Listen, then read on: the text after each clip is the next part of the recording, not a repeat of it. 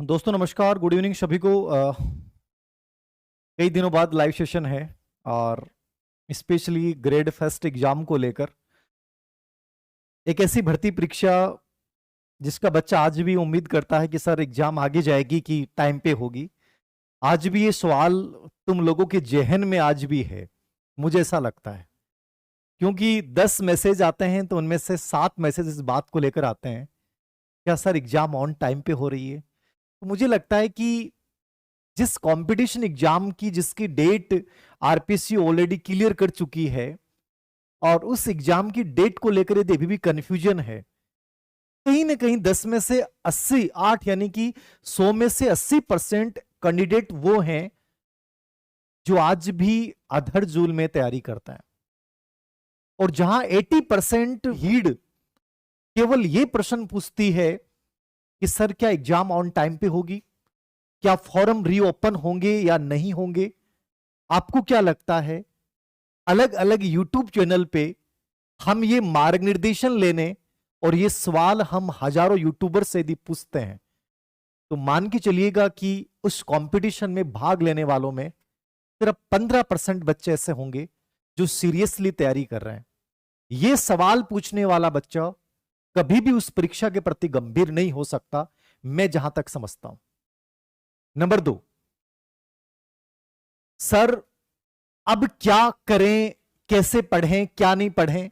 मुझे नहीं लगता कि यह सवाल किसी से भी किसी भी रूप में पूछने की जरूरत है। मैं आज 40 दिन की रणनीति पे बात करूंगा, कुछ दिन बाद में 30 दिन की रणनीति के वीडियो आएंगे, पहले 45 दिन के आ गए, 50 दिन के आ गए, बहुत सारे लोग अपनी अपनी बात कहेंगे। मुझे लगता है कि तैयारी करने वाले बच्चे को हमेशा जब एग्जाम का 1.5 महीना या 2 महीना बचे तो अपने मन से पूछना चाहिए कि अब मेरे लिए बेटर क्या है, मेरे लिए सही क्या है। और जब तक तुम लोग ये चीजें तय नहीं कर पा रहे हो, मुझे लगता है कि गलत है। तुम लोगों ने अपने साथ बेईमानी की है, तुम लोगों ने कंपटीशन को कंपटीशन समझा ही नहीं है। तुमने बस ये समझा है कि चलो कर रहे हैं, पहले उसकी कर रहे थे अब इसकी कर रहे हैं, चलने दो, जो हो रहा है वो बेटर है, कर लेंगे, हो जाएगा, बस उसी राह पे चल रहे हैं। सर ज्योग्राफी के लिए बुक्स बताएं। कितनी बड़ी बात है रेखा जी, आप ज्योग्राफी के लिए बुक्स पूछ रही हैं। सर गुड इवनिंग सभी को, नमस्कार। थर्ड ग्रेड की बुक का आप ना पूछें, ग्रेड फर्स्ट वाले बच्चों के लिए आज का ये इंटरव्यू है, स्पेशल लाइव है। ग्रेड थर्ड का मैंने कई बार बता दिया, एक सवाल को 1000 बार पूछा जाता है। मैंने कहा 10 सितंबर संभावना है, जरूरी नहीं है। आपको मार्केट में जो उपलब्ध किताबें आप ला सकते हैं। मेरी किताब पढ़ना चाहते हैं, वेट करना पड़ेगा, इंतजार करना पड़ेगा, कोई इलाज नहीं। मैं बात कर रहा हूं ग्रेड फर्स्ट के। ग्रेड फर्स्ट के बच्चे गंभीरता के साथ मेरी बातों को सुनिएगा। खूब आप लोगों ने पढ़ लिया होगा, खूब आपने किताबें खरीद ली होगी। सबसे इंपॉर्टेंट बात क्या है कि सर अब मुझे क्या करना है। मैं 2 एग्जाम्पल के माध्यम से अपनी बात को क्लियर करूंगा। मैं फिर कह रहा हूं आपको, कंपटीशन बहुत आसान है। मैं कल एक बड़ा होलसेलर है, उनकी दुकान पे मैं बैठा था 5 मिनट, और 5 मिनट के दौरान मैंने लगभग 5 से 10 बच्चों को रीड किया। उनमें से 3 बच्चों को मैंने स्पेशली मैं आपको बता रहा हूं, उन्होंने कहा कि सर हमें पासबुक चाहिए जीके की। ग्रेड थर्ड के लिए हमें पासबुक चाहिए जीके की। मुझे लगा कि उस 5 मिनट के दौरान 5 बच्चों में से 3 बच्चों या बच्चियों ने जब जीके की पासबुक मांगी, उसी समय मुझे लगा कंपटीशन कुछ भी नहीं है, ग्रेड थर्ड का हो, ग्रेड सेकंड का हो, ग्रेड फर्स्ट का हो। मतलब लोग वही हैं इस कंपटीशन में जो पहले 12वीं में पासबुक पढ़ के पास हुए, फिर बीए में 1 वीक सीरीज पढ़ के पास हुए, बीएड में उन्होंने कुछ पढ़ा नहीं, यूं ही पास हो गए। और जब पता चला कि ग्रेड थर्ड का फॉर्म भर दिया है या ग्रेड सेकंड ग्रेड फर्स्ट का फॉर्म हमने भर रखा है, अब हम मार्केट में फिर से जाएं और पूछें कि जीके की पासबुक कौन सी है। जिस राजस्थान में या जिस भारत देश में ऐसे अभ्यर्थी मौजूद हैं, मुझे लगता है कि गंभीर अभ्यर्थियों को कदापि डरने की आवश्यकता नहीं कि कंपटीशन क्या है। सिंपल सी बात सुनिएगा 2 एग्जाम्पल के माध्यम से। महात्मा बुद्ध जब तपस्या के लिए निकले, शुरुआत में बहुत कठिन मार्ग अपनाया उन्होंने, सब कुछ छोड़ दिया, खाना आहार सब कुछ छोड़ दिया। लेकिन बाद में जब असफलता मिलती गई तो उन्होंने रास्ता बदल लिया, जिसको हम मध्यम मार्ग अपनाते हैं, और मात्र 6 वर्ष में उन्होंने ज्ञान की प्राप्ति कर ली। हर आदमी का अपना एक रास्ता होता है, हर आदमी की अपनी एक तकनीक होती है। बेहतर क्या है वो हमें सीखना पड़ेगा। बेहतर क्या है हमें सीखना पड़ेगा। याद रखना एक चीज हमेशा, मैंने एक पहले भी एग्जांपल दिया था, वीणा का जो तार होता है वो यदि ढीला हो गया तो संगीत नहीं आएगा, और बहुत कलडा टाइट कर दिया तो टूट जाएगा। कंपटीशन भी वही है, आपको एक मध्यम मार्ग अपनाना पड़ेगा। सबसे पहली और प्रायोरिटी वाली चीज है, आप ग्रेड फर्स्ट की तैयारी कर रहे हैं, याद रखना, ग्रेड सेकंड की तैयारी कर रहे हैं या ग्रेड थर्ड की तैयारी कर रहे हैं, लाइफ में हमेशा एक सिंपल सी बात याद रखना, चुनिंदा बन जाना।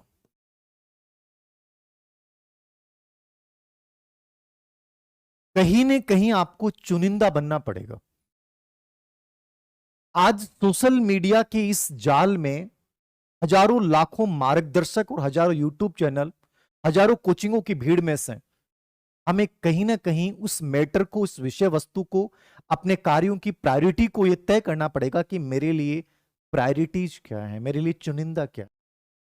आपने कभी देखा है कि रेसर होते हैं, रेसर धावक, मिल्खा सिंह को जरूर देखा होगा। कोई भी धावक जो होता है वो जब दौड़ता है और दौड़ को जीतता कैसे है, दौड़ने से पहले हमेशा याद रखना वो वार्म अप करता है। वार्म अप जानते ना क्यों करता है? Warm up, warm up pre competition, यानी वो पूर्व एग्जाम के अपने आप को तैयार करता है मेंटली और फिजिकली कि मुझे इस चीज को प्राप्त करना है। आपके लिए एग्जाम से पहले पूर्व एग्जाम के प्रश्न पत्रों को डायरेक्ट हल करना वार्म अप होगा। क्या करना पड़ेगा? वार्म अप करना पड़ेगा। नंबर 2, जब धावक दौड़ता है, याद रखना, तो हमेशा देखना वो आगे की ओर झुका होता है। कभी देखा आपने कि कोई धावक पीछे की ओर झुका होता है? कभी नहीं होता है, आगे की ओर। आगे की ओर क्यों होता है? रीजन है, सर मैंने अब तक ये नहीं पढ़ा, सर मैंने ये किताब पढ़ी थी, सर मैं अभी तक मैथमेटिक्स स्टैटिस्टिक्स को कवर नहीं कर पाई, सर मुझे हिस्ट्री अभी तक नहीं पढ़ी है, सर स्कूल मैनेजमेंट में मेरे साथ ये प्रॉब्लम आ रही है।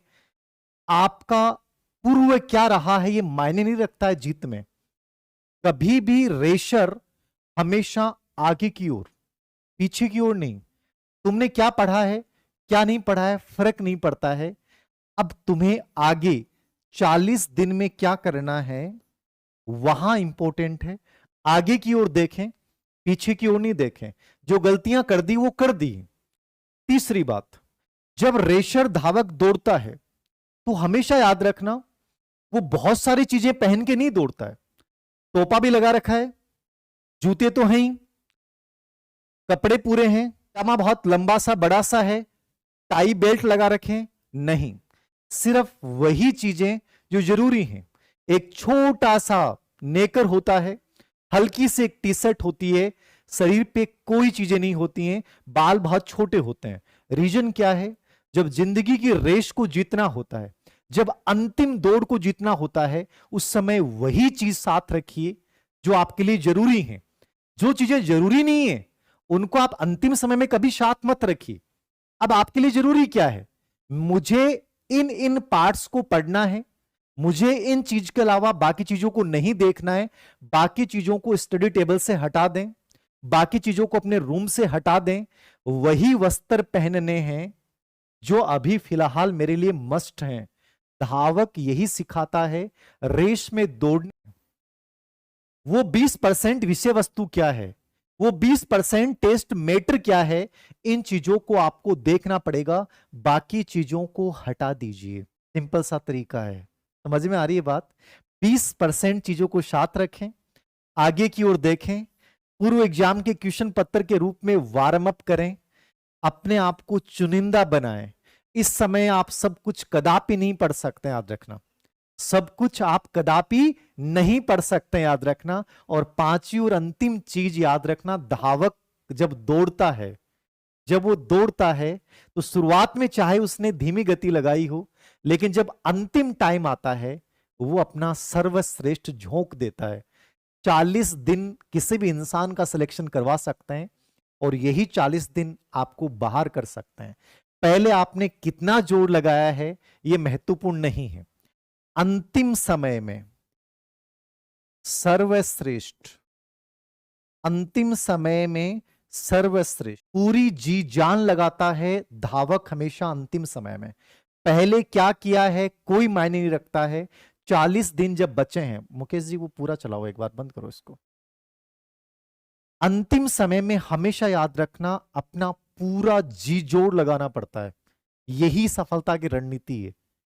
उस समय सब कुछ छोड़ दीजिए, बस वही, जब वो दौड़ रहा है तो मैदान में बहुत सारी आवाजें आती हैं, उसे नहीं पता, उसके साथ वाले ने क्या पहन रखा उसे नहीं पता, कौन आगे कौन पीछे उसे नहीं पता, उसे केवल एक अपना लक्ष्य दिखाई देता है और वो अपनी रो में लगातार चलता है। उस रो से ना इधर आता है ना उधर आता है, सिर्फ एक रो में।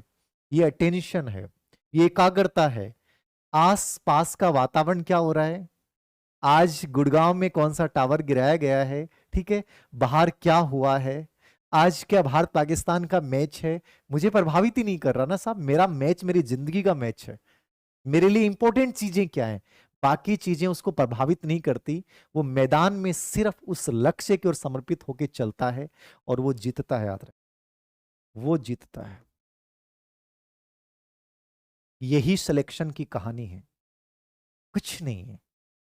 एक धावक से सीख लेना कि कैसे चलना है, चुनिंदा बनना पड़ेगा, वार्म अप करना पड़ेगा, आगे की ओर झुकना है ना कि पीछे की ओर। 20% चीजें कौन सी हैं जो आपको वहां पे लेके जाएंगी, 80% चीजें वो हैं जो अनावश्यक हैं, जो आपको छोड़नी है। अंतिम समय में अपना सर्वश्रेष्ठ लगाना चाहिए, आप 100% विनर बनते हो। यही जिंदगी की रेस है, यही कंपटीशन की रेस है। कोई भी चीज में उतर जाना, यदि इन चीजों को फॉलो कर लिया, 100% जीत मिलेगी, याद रखना, हार हो ही नहीं सकती। सिर्फ 38 दिन, 2018 का स्कूल लेक्चर का एग्जाम, हमारे एक साथी जो ग्रेड सेकंड में लगे हुए, उन्होंने कहा कि धीर सिंह जी यार तैयारी करनी चाहिए कि ग्रेड फर्स्ट की फॉर्म भरा हुआ है। मैंने कहा करनी चाहिए। बोले पढ़ा कुछ नहीं है। मैंने कहा कोई फर्क नहीं पड़ता, आप 38 दिन में बेटर कर सकते हो। लोग थक चुके हैं, पहले बहुत जोर लगा दिया, आप अब जोर लगाओगे। जोर क्या लगाना है, बोले सब कुछ तो पढ़ नहीं सकते, तो कैसे पढ़ें, चुनिंदा पढ़ें। क्या क्या पढ़ें, 4 साल के पेपर उठा के देखें, चारों बार के देखें किन बिंदुओं को फोकस किया गया है, उन बिंदुओं के कॉन्सेप्ट को समझें, बाकी ऑब्जेक्टिव बार बार निकालते रहें। 38 दिन की तैयारी, सेलेक्टेड चीजें पढ़ी, विश्वास नहीं होगा आपको, 13वीं रैंक। आप कहते हो 6 महीने चाहिए, 12 महीने चाहिए, 4 साल चाहिए, ये उन लोगों के लिए चाहिए जो इन चीजों को फॉलो नहीं करते। डर रहे हैं लोग, अधिकतर पासबुक वाले लोग हैं, अधिकतर वो लोग हैं जो आज भी ये सोचते हैं कि एग्जाम फॉर्म रीओपन होंगे, एग्जाम आके जाएगी, हम सर बेटर कर पाएंगे। सिंपल सा तरीका है, ये आपका फर्स्ट पेपर है फर्स्ट पेपर। मैंने पहले इसका बनाया, हिस्ट्री 15 नंबर की आ रही है पूरा, इतिहास बहुत बड़ा है फर्स्ट पेपर में, करंट अफेयर्स 20 नंबर 10 नंबर का, स्कूल मैनेजमेंट 30 नंबर का। जब मेरे पास 38 दिन बचे या 40 दिन बचे, मैं आपकी जगह हूं तो क्या करूं, ये सबसे बड़ी बात है, ये समझिएगा, याद रखना, सबसे बड़ी बात। स्कूल मैनेजमेंट मात्र ऐसा पार्ट है 15 प्रश्न 15 घंटे में तैयार किए जा सकते हैं।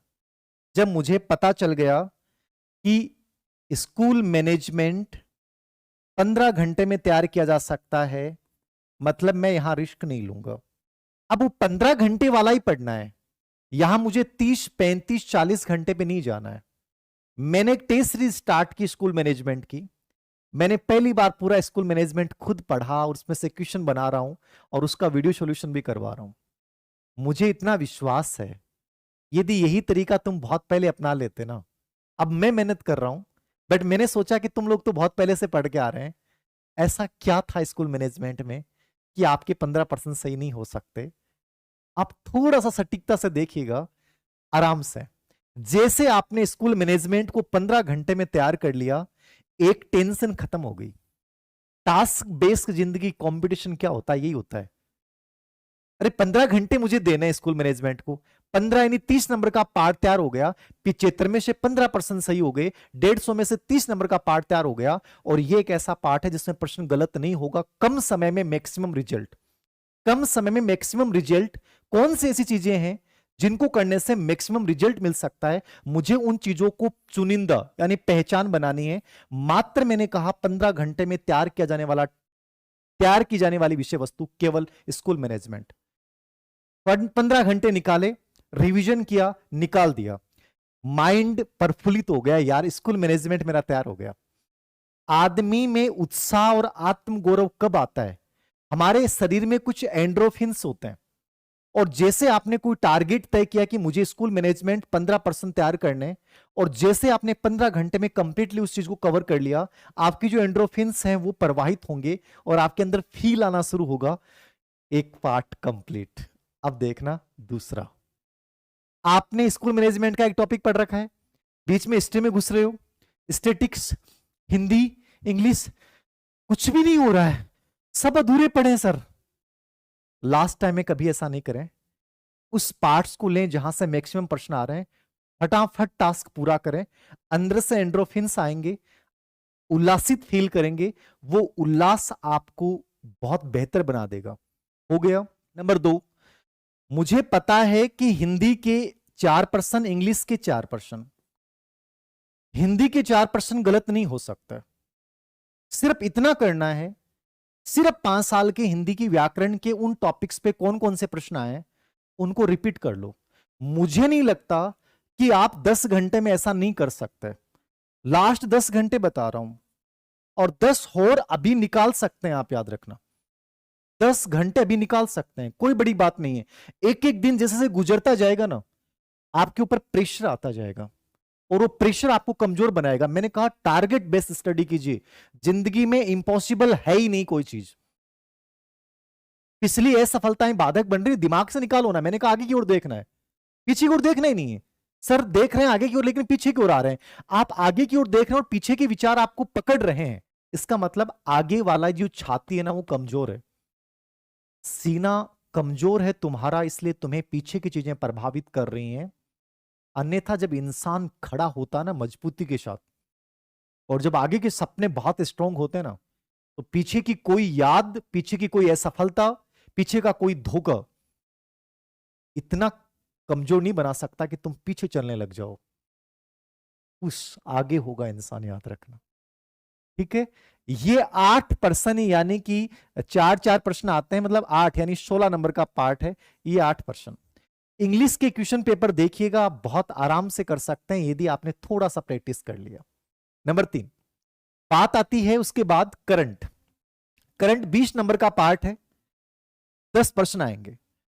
करंट इतना बड़ा है, आपके ग्रेड फर्स्ट में भारत का भी है, राजस्थान का भी है।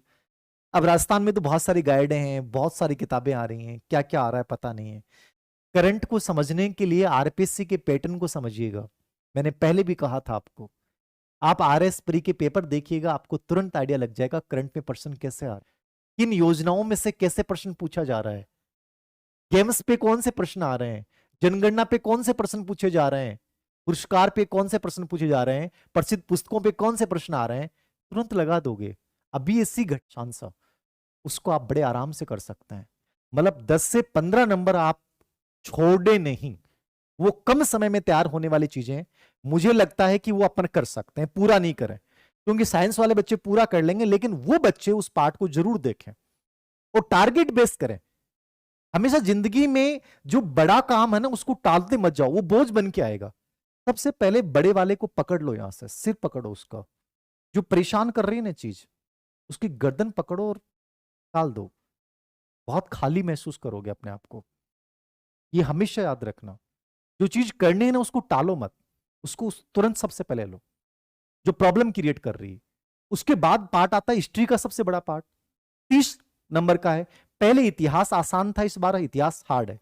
हिस्ट्री के सिलेबस को देखते हैं, एक नया बच्चा जिसने हिस्ट्री नहीं पढ़ी है उसके लिए प्रॉब्लम्स हो जाएंगी, लेकिन वो इसमें क्या करे। पहला तरीका तो ये कि जो भी टॉपिक्स दे रखे हैं उन टॉपिक्स के वो सिर्फ पूर्व एग्जाम के क्वेश्चन पत्र तैयार कर ले। मैं कहता हूं हिस्ट्री में प्रश्न गलत नहीं हो सकता। इतिहास को पढ़ने का सबसे आसान तरीका है, मोटे मोटे ग्रंथों में जाने के बजाय जब लास्ट टाइम बचता है आप केवल प्रश्न पत्र निकालें, इतिहास के प्रश्न गलत नहीं होते।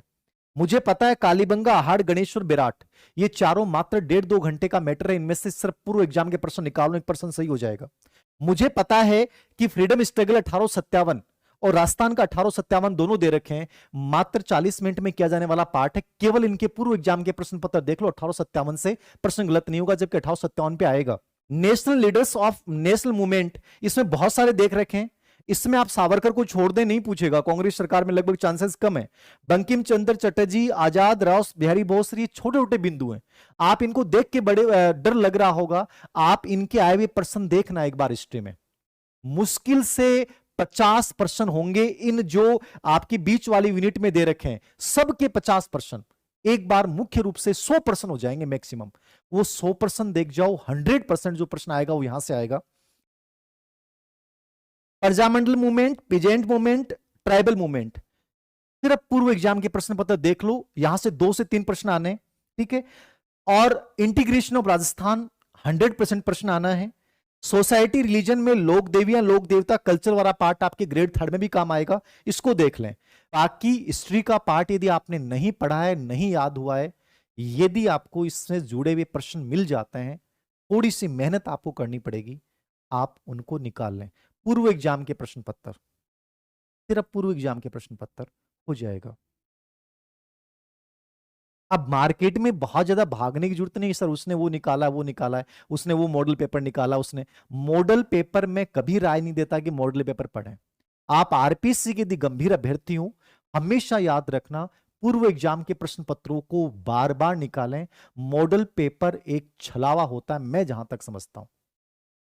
कोई बंदा जो बहुत ईमानदार है, जिसने पूर्व एग्जाम के प्रश्न पत्रों को आधार मान के यदि किया है, जैसे अपन अपनी जो टेस्ट सीरीज चलती है उसमें अपन 5 प्रश्नों को मिला के एक प्रश्न बनाते हैं, यदि इस बेस पे यदि कोई मॉडल पेपर मिलते हैं तो आप देख सकते हैं। बाकी मेरी राय है सिर्फ पूर्व एग्जाम के प्रश्न पत्र देखें, सबसे बेस्ट ऑप्शन होता है, ठीक है। ये मतलब इंडियन हिस्ट्री में चुनिंदा बनना है। अब इंडियन हिस्ट्री में नहीं कि मैंने सर पढ़ाई नहीं, मैं तो अब सब कुछ कवर कर लूं, कदापि नहीं किया जा सकता। वो चीजें कौन सी है जहां से प्रश्न बन सकता है। मुझे पता है गांधी पे प्रश्न आना है, जवाहरलाल नेहरू पे चांसेज हैं, पटेल पे चांसेज हैं। नेहरू और पटेल पे कितने प्रश्न मानोगे? पूर्व एग्जाम में आए हुए 20% भी देख लोगे ना, इन दोनों में से ऐसा नहीं हो सकता कि नहीं आए। गांधी बहुत बड़ा है, नेशनल मूवमेंट बहुत बड़ा है, आप उसमें ज्यादा नहीं घुस सकते, बस ऊपर ऊपर का पार्ट आप देख सकते हो। तो कहीं ना कहीं आपको संतुलित बनना पड़ेगा। आप ये सोचते हैं कि हिस्ट्री के 15% सही हो जाएंगे, नहीं होंगे। तो मैं उन चीजों को देख के जाऊं जहां से प्रश्न आ रहा है, उस पार्ट को अच्छे से कर लूं। यही बात साइंस में है। साइंस के 5 प्रश्न आने, 10 नंबर का पार्ट है। सिर्फ राजस्थान बोर्ड की जो किताबें या तो उनको से आप मिलान कीजिए, उनसे नहीं कर सकते, सिर्फ 5 साल के प्रश्न पत्र देख के जाएं, साइंस के जो उन टॉपिक रिलेटेड आए, मैं कह रहा हूं 100% प्रश्न आ जाएंगे। ज्योग्राफी का पार्ट इंपॉर्टेंट है, वो 3rd ग्रेड 2nd ग्रेड सब में काम आएगा, उसको मेरे अकॉर्डिंग पढ़ना चाहिए आपको। जो किताब आपने अभी तक पढ़ी है, जो किताब आपने अभी तक पढ़ी है उसको देखना चाहिए। इंडियन पॉलिटी, ये एक ऐसा पार्ट है जिसमें से आरपीएससी में जब भी प्रश्न आते हैं, लगभग अप्लाइड प्रश्न आते हैं। आप बहुत ज्यादा समय देते हैं तो इंडियन पॉलिटी में मूर्खता कर रहे हैं। 10 नंबर का पार्ट है, 5 प्रश्न आएंगे। मेरे अकॉर्डिंग ज्यादा समय नहीं देना है, मैक्सिमम इतना ही कर सकते हैं। करंट में जो चर्चित रहे हैं, ठीक है, चाहे सुप्रीम कोर्ट की भूमिका वर्तमान में चर्चित रही हो और राष्ट्रपति का चुनाव वर्तमान में चर्चित रहा है, आप राष्ट्रपति की चुनाव प्रक्रिया को अच्छे से देख के जाएं। बाकी करंट रिलेटेड या 4 साल 5 साल में इन टॉपिक से रिलेटेड कौन कौन से प्रश्न पूछे गए हैं। फिर भी गारंटी नहीं है इंडियन पॉलिटी में आपके प्रश्न सही होंगे, तो कम समय देना है और केवल इसका करंट के संदर्भ में इसको देख के जाना है।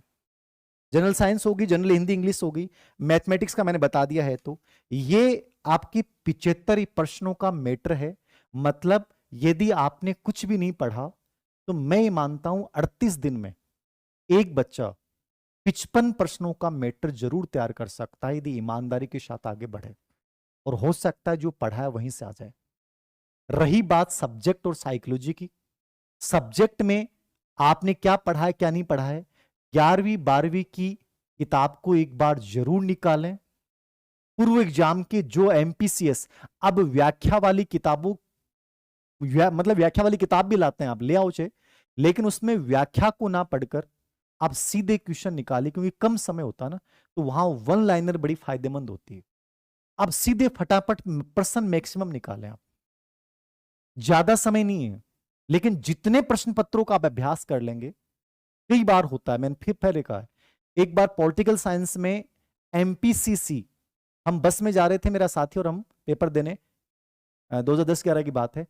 मतलब 10 पेपरों की बुकलेट लेके गए थे एमपीसीसी की, और उसमें से एक पेपर में से एज इट इज 50% सेम आ गए। मेरा कहने का मतलब यह है, हमेशा जितना एनालिसिस करेंगे उतना बेटर रहेगा, ये बड़ा फायदेमंद हो सकता है। और जिंदगी में याद रखना, परीक्षा देने से पहले हार मान लेना ये सबसे नेगेटिविटी होती है। कुछ भी नहीं पढ़ा, कुछ भी तैयारी नहीं हुई, सर कुछ भी याद नहीं है, सर ऐसा लग रहा है कि अल्टीमेट समय दिया स्कूल लेक्चर को। कई बार क्या होता है, जब इंसान ये सोच लेता है कि नहीं होगा, उस समय ज्यादा चांसेस हो जाते हैं कि हो जाए। कोई भी पेपर देने से पहले कभी हार मत मानिए। हमेशा याद रखना, जीत कब हो जाए कोई नहीं जानता है। इसलिए जब जिस एग्जाम को दे रहे हैं तो उत्साह और उल्लास के साथ दें, प्रेशर नहीं लेना है, अनावश्यक कपड़े अपने शरीर पे नहीं रखने हैं। वही दौड़ धावक वाली बात है। अब इस समय प्रेशर को हटाते हुए और वो चीजें जो आपको चुनिंदा हैं वो आपको लेनी पड़ेंगी। मेरे अकॉर्डिंग यदि इस बात को आप समझ गए हैं तो बेटर है, सिलेक्शन 38 दिन 40 दिन में भी हो सकता है। आपको बहुत विद्वान लोग कहेंगे कि साहब मेहनत मांगती है कंपटीशन। ऐसे ऐसे बड़े बड़े लोग बड़े बड़े पदों पे बने बैठे हैं जो मात्र एक तथ्यात्मक वाली किताबें पढ़ के टॉप रैंक के साथ बन गए। अब उनसे जब आप पूछोगे तो वो बड़ा बड़ा ज्ञान देंगे, गुरु ज्ञान, हमने इतनी सारी किताबें पढ़ी, इतनी सारी किताबें पढ़ी। एक्चुअली आदमी बनने के बाद होता ना, वो बातें करता है। मैं आज भी ये मानता हूं, कंपटीशन में सिलेक्शन निश्चित रूप से मेहनत सभी करते हैं। किसी का बेटर चला जाता है, कॉन्फिडेंस से पेपर वो लग जाता है, और किसी का कॉन्फिडेंस कमजोर होने से 10 प्रश्न गलत हो जाते हैं, आते हुए भी वो बाहर हो जाता है। जो बन गए वो विद्वानों की श्रेणी में आ गए, वो महान लोगों की श्रेणी में आ गए, और जो बच्चा बेचारा उससे भी ठीक था बट वो बाहर हो गया, उसकी वैल्यू खत्म हो गई। और ये दुनिया हमेशा सफलता को पूजती, हमेशा याद रखना।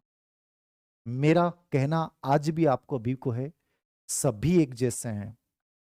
कंपटीशन हमेशा अंतिम समय में जीता जाता है। कोई कहता है 6 महीने से तैयारी की है उन्हीं का सिलेक्शन होगा। सब बकवास बातें हैं साहब, सब बकवास बातें। मैं फिर कह रहा हूं, सिर्फ चंद दिन पढ़ के भी लोग सिलेक्शन ले सकते हैं। आपने रिट में देखा होगा, बहुत मेहनत करने वाले बच्चों के 100 से नीचे आ गए, और कुछ ऐसे बच्चे थे जो लास्ट टाइम में फ्री माइंड गए और वो 127 भी लेके आए हैं। कहानी यही है। अब इन चीजों पे आप मंथन करते रहो, वो उसका मेरे अकॉर्डिंग कोई सार नहीं है। बेटर ये है, चुनिंदा विषय वस्तु के साथ आपको आगे बढ़ना चाहिए। कोई प्रश्न हो तो आप पूछिए। सर जीत जाएंगे, गुड इवनिंग। कुछ प्रश्न हो तो फटाफट पूछिए, पूछिए प्रश्न फटाफट। सर आप जैसा कोई नहीं है, मैं बहुत साधारण हूं, मेरे से भी बहुत बड़े बड़े विद्वान हैं। मैंने कहा कि सिलेक्शन के लिए